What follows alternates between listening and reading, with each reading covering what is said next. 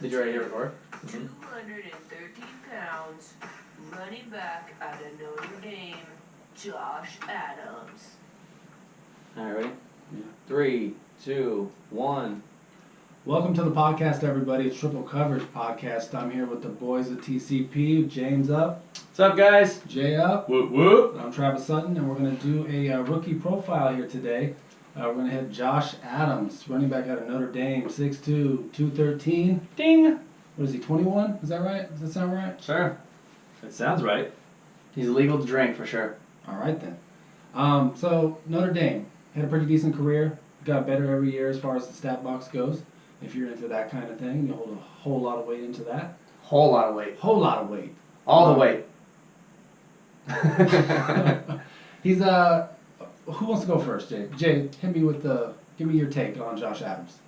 Actually, the more I kind of started digging on Josh Adams, I actually liked him a little bit more. He didn't do anything at the combine, so everyone, obviously you don't get a buzz. Like everyone knows when you go to the combine and you run the 40-yard dash, you run the 3-cone drill, you start to get a little bit of buzz, or if you have a bad showing, then obviously you get less hype.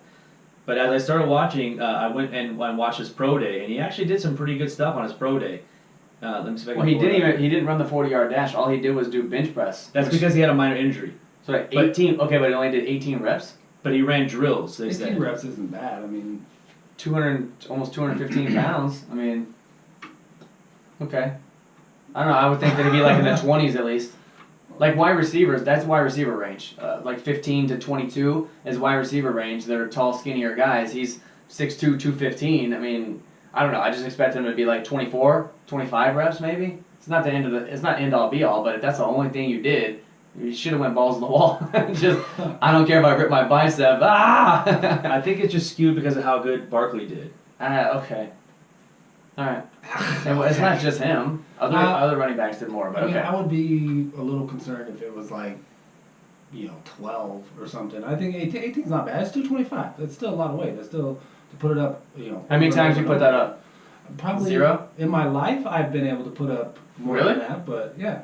Oh, like all together? I maxed out one time in my younger Oh. years at 245. Yeah, but you were on the juice back then. Celery juice.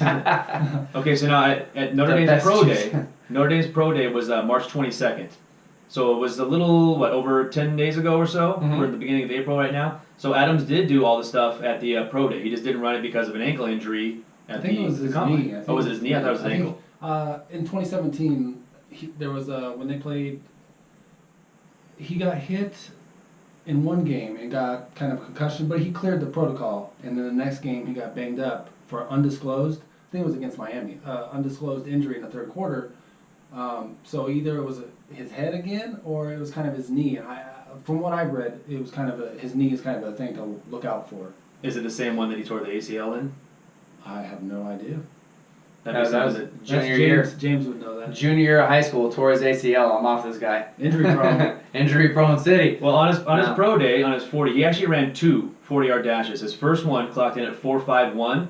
He ran it again, ran at 4.48, which obviously it's the pro day, so you're doing it by hand. It makes it a little bit tougher, so you can't put too much weight into it. But they did say he looked quicker than they thought he actually was going to look. Well, usually you add on, like we were talking about many times, people say you add on 0.03 seconds, 0.05 seconds roughly, maybe even a little bit less when it's by hand. But to me, by hand is just not good enough. Like with all the technology that's out there, and they have it at the combine, you would think that these gigantic schools like Notre Dame and the people that are coming out to scout them would be able to have the same type of technology of like the laser with the camera on it, and as soon as you start, it clicks and it's computerized and it's not by hand. I mean, it's, to me, if somebody says, oh, I ran a 4.48, but in reality it could be a 4.54 or 4.55, like that's a huge difference to me. So I don't know, it's kind of, when you don't run at the combine and you only run a pro day, it could really hurt you or it could really help you. And in this case, I think it helped him. 4.48, 4.51, both of them are good times, and people said they were surprised at how fast he ran at his pro day because they thought he was a little slower. Right. They thought he looked quicker, even if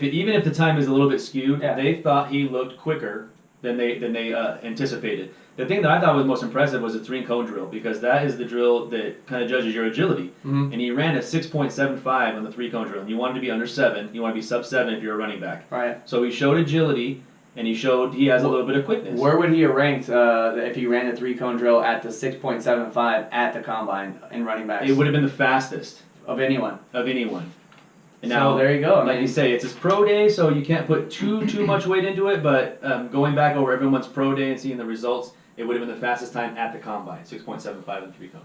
That's pretty solid. Even if you do make a mistake a little bit on the clock speed, even You though just want to be under 7. he's top 5 either way. Yeah. Right. Well, from just to touch on the like the times and the clocking, I've been reading a lot lately because that comes up a lot. Like, why don't everybody just use the electronic clocking? And it seems like a lot of NFL scouts or whoever's doing it, they like doing it by hand. They like doing it themselves. They like, I don't know why. Maybe it's something we don't know about. But it seems like if everybody was on board with that, you think they would have just made the change. Right. Like there's got to be a reason why they haven't. But I've been watching like at the combine. They have their own scouts in the stands doing it by hand anyway, and they don't even look at what the actual thing, which is weird to me. It's like, would you rather it be dead on, or would you rather risk being off a couple tenths of a second, and then you're like, oh god, this guy had a really slow time. Well, he ran a 4.4, but I have him at a 4.5 something. What would you go by? If you're the owner of the team or the GM of the team, you're like, okay, I know for sure what he ran, or what this 70. Some of the scouts are like 70 years old, 65 years old, doing it in the stands. Like you can't get a reading from somebody that's a couple hundred feet away when the guy starts and stops. Like to me, I'll take the computer every single day. I don't know. It's almost like baseball. Baseball like doesn't want to like evolve into like. It's all America's pastime. Like it's still done by umpires, and it took forever for them to put it in replay. It took them forever to like evolve into using the technology that's available today. Is because we like the fact that it's ran by human beings that like have their own opinions and their own whatever on it. But something like this is the guy that you're putting your entire future in. You might draft this guy because of his 40-yard dash time. Don't you want that to be the most accurate you could possibly get? I think that a lot of it has to do with the eye test too, though. Like you want to see, can have think that, this guy's going to be a little sluggish or a little bit slower, and then all of a sudden he runs a decent time, and you're watching him do it, and you're like, wow, he actually is pretty quick. I think that has a lot to do with it. Well, then why even use the timer? Just I look don't at think anybody's drafting because of 40 time. Right. I think it's just a piece of the puzzle. But it could move a guy up or down a couple spots on your a little bit, on your chart. He might be faster than you think, or slower than you think. And just before we kind of go into like the whole fantasy realm of it, just a couple quick notes that I saw on his pro day, and then I'll kind of get off the whole pro day thing. The 4.48 and the 40-yard dash would have ranked 5th at the combine as far as running backs go. We talked about the 3-cone drill being the fastest, and his 60-yard shuttle, which came in at 11.31, would have been the 2nd best at the combine. So he improved his stock, I think, because you didn't hear any kind of hype at him whatsoever, because all he did was the bench press at the combine. So you didn't really hear anything about Josh Adams. So now he goes to his pro day, and he actually has a pretty decent pro day. And like we said, you can't put everything into these numbers because it could be off a little bit. But when you see stuff like this, it raises his stock. Okay, so let's ask you guys this maybe. Would you, because a lot of the fantasy-wise and a lot of, hype train talk is almost like, what have they done lately? If you kill the combine in, March, right? And your pro day is not until end of March, April-ish, or right before the draft. Like some teams like LSU, you said, hasn't even done their pro day yet. So let's say Alan Lazard in his pro day comes out and just annihilates. Like even if he had a horrible combine, everyone's only going to remember what he did on his pro day. They're like, oh my God, look at his time, look at this, and what. And then that's how the hype train gets out of control. It's almost like, that's why if I was one of those guys that's a top guy, I wouldn't do both. I would do one or the other, because if you have a good combine, there's no reason to do a pro day, because all it can do is hurt you. Okay, but some guys did that. Like when you go back and look, like Penn State's, like Saquon Barkley, he didn't do anything. He ran drills, and they said he looked fantastic doing that, but he stood pat at his numbers. Nick Chubb, Sony Michel, these guys all stood their ground at the combine. They only did it once. What they would do is they go out there and either help the quarterback during his drills and kind of show off and just run basically the route tree or what you're supposed to be running, and they didn't really do any extra numbers. Yeah, I think some guys their spots are pretty much kind of set, so there's no reason for them to do anything. Like I get it, I totally get it. Some guys, I think they need to get as much out there as they can, for so sure. people can see them, and maybe they're consistent. Maybe they did the same thing. Like not being talked about. Right. So yeah, get their name out there or whatever it is. But going back to Josh Adams, I think let's talk about his fantasy kind of relevance, maybe toward the tail end of it. But going back to watching him play these last 3 years, he got better every year. He had over 1,000 yards just this last year. He had some pretty good games, and he looks good. When I watch him, I saw a guy that he's not overly dynamic. Mhm. Like, he's got these good numbers, but I mean, we've seen guys have good numbers at the combine or test well, and then it doesn't really correlate. But he isn't overly dynamic to me. He's big. He's got some speed, surprisingly. Like it's confirmation, I guess. The 4.48, 4.5, right around that range that's fine for me for a running back.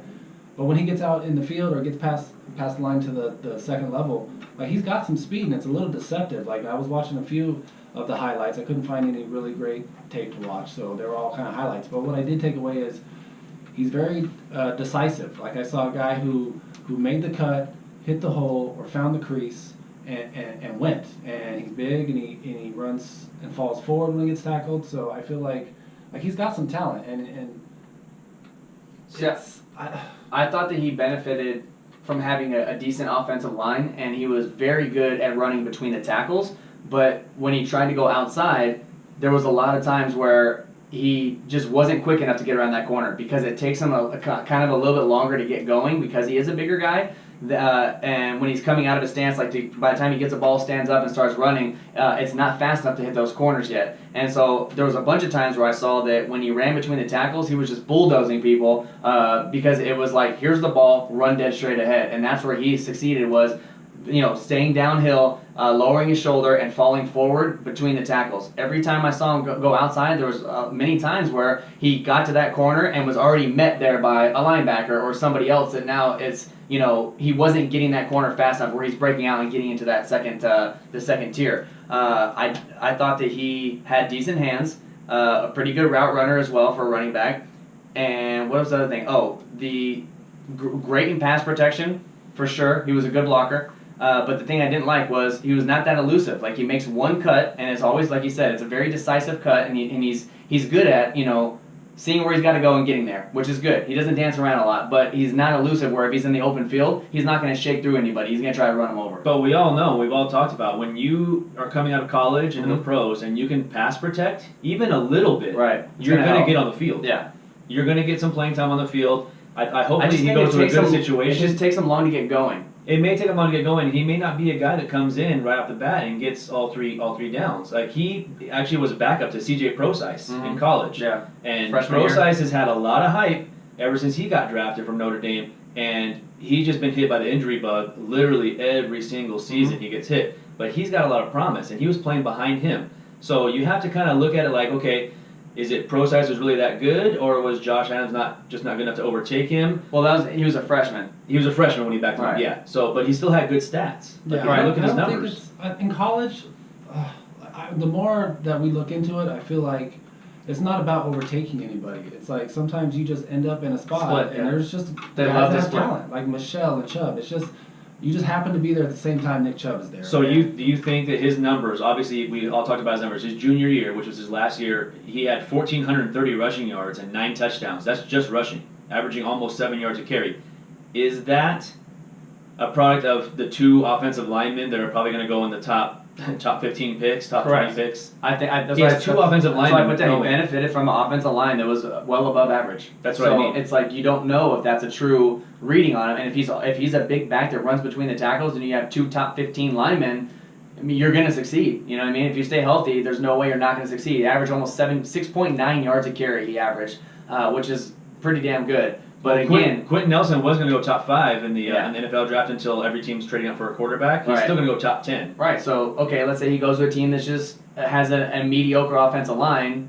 I don't. Let's say he goes to I don't know. I was gonna say the Bengals, but they already had Mixon. But let's say he goes to a team that has a below average offensive line. I'm not sure if he's gonna Like the succeed, because Redskins. he can't make. He's not like a Barry Sanders type that can run to the edge and break out in the open field. Like, he's got to kind of run between the tackles as a bigger guy. And if your offensive line is not that good, he might be struggling a little bit depending on where he lands. But I mean, they only had that one major injury, which was that torn ACL his junior year. He obviously bounced back from that and had a productive college career, and I think he did well with Notre Dame. But it's too early to tell if he can succeed with a below average offensive line. So before we get off of this, because it's we're about 15 minutes in, where fantasy wise, where do we see him going in in dynasty drafts, dynasty rookie drafts, where do you see him going? Because I have him going probably early second round. That's what I put down on mine. Somewhere between the 201 and the 205, somewhere in that general area. I have the 205 in our dynasty draft, and if I don't necessarily need a running back, but if this one's still there at 205, I would definitely take him at 205 because he would be my 5th or 6th guy, and I could just let him sit there for a minute, depending on where he goes. But again, I want to see where he goes. I want to see who drafts him before our draft, and if it's somewhere that I don't like, then he could drop. He could drop to the back end of the second. I don't know how you feel, Travis. Do you not like his talent?